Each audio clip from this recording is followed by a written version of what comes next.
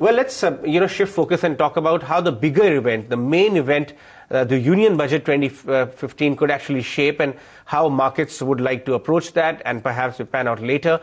Ajay Srinivasan, a special guest, joins us this evening. He is the CEO of Aditya Birla Group and a market veteran as far as financial services sector goes. Ajay, good evening and thanks a lot for joining us. Do you see the rail budget kind of a precursor of how the main budget could actually be? They are in fact aiming for 8.5 lakh crore expenditure over the next 5 years. And this is what Citi also says, that this capex boost may actually be mirrored in the real budget as well. So I don't know exactly how the 8.5 lakhs will compare to in terms of the needs of the railways. But I think what is important is clearly the railway minister is playing a balancing role between what is required in terms of modernizing the railways, improving customer service, improving safety, increasing the network coverage, all the important things that he set out for the railways, with the resource constraint that is currently being faced. So I think this must be a balance between those two, and I guess the 8.5 lakh crore number is really a balancing figure from that perspective. What are your expectations then from the big event, which is the budget? Do you think it's going to be a bit of a non-event, or will it be able to give some sort of long-term direction to the market? So personally, I think this is going to be a very important budget. I think it's the first full budget really for this government, a government that's been voted in with majority, a government that's got very clear ideas as to how it wants to take India forward and some of the key planks of its policy going forward, whether it's Make in India, whether it's Digital India, whether it's Skilling India, all of these things that I think are very clear and very well enunciated by this government. So given the pronouncements of the government, I think this will be the first full year to actually see how that plays out.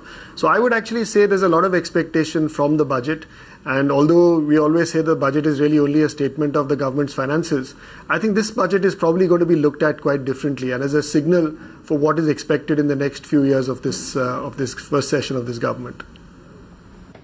Do you see the finance minister this time round, sort of managing to drive that balance between cutting subsidies and also kick-starting capex led by PSUs this time?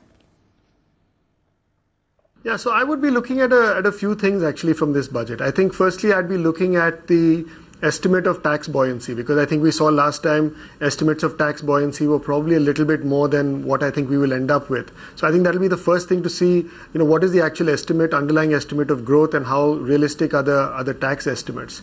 I think the second thing I would like to see from the revenue side is really a broadening of the tax base, because as we all know, less than 3% of Indians pay income tax in this country. It's really important to widen the tax base. The third thing that I think I'd like to see is on the GST. Clearly, there's going to be a mention of GST and the rollout of GST.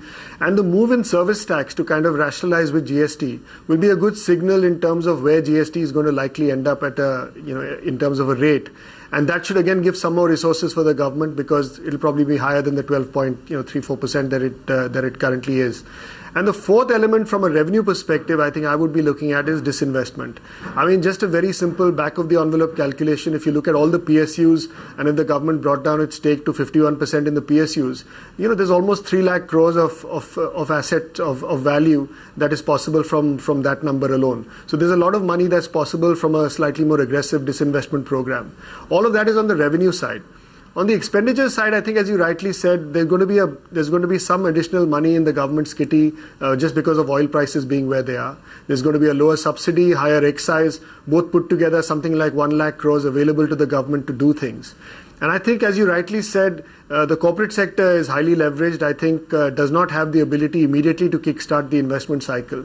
But with 1 lakh crores in its kitty, the government has some room to be able to start kickstarting this capital expenditure cycle.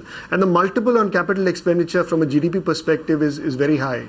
I think 2.5 times multiple on every rupee spent on capital expenditure means that that's the fastest way to get the economy again growing faster and getting back to the trajectory of growth that we are all looking at. Ajay, how important this budget in your mind could be in terms of sending out a message for attracting capital flows, both the portfolio flows and even FDI? Because you represent in a way the community, the financial services community. Do you think this budget will be able to do that? So I think a lot of money has come into India, both in debt and in equity in the last year. Obviously, there's a lot of expectation of reform and India delivering the potential that people expect. The fiscal deficit number, the borrowing number, that's going to be looked at from a debt market perspective. People who've put money into debt are obviously going to be looking at that number and what that would signal.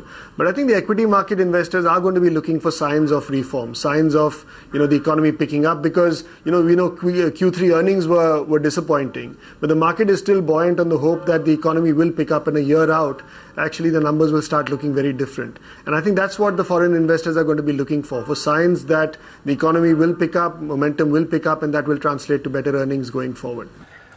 Do you believe that the Indian market and corporate expectations perhaps have run a little ahead of themselves in terms of what's coming on Saturday, or you think that sky-high expectations are justified?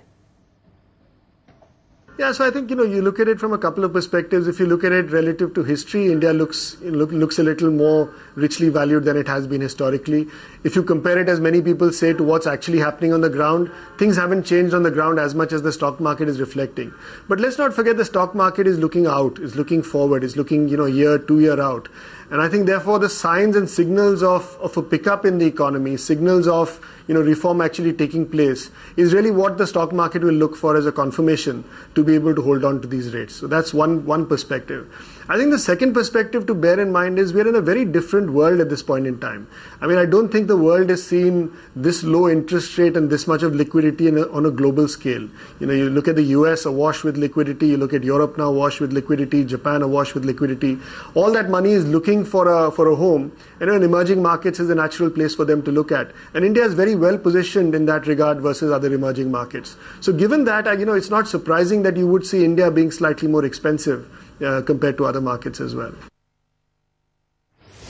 All right, Ajay, we leave it at that. Ajay Srinivasan there talking to us about what he thinks is coming in the budget, which of course is now just a day away. We'll slip into a short break, come back and bring you the other big political story of the day with its back to the wall.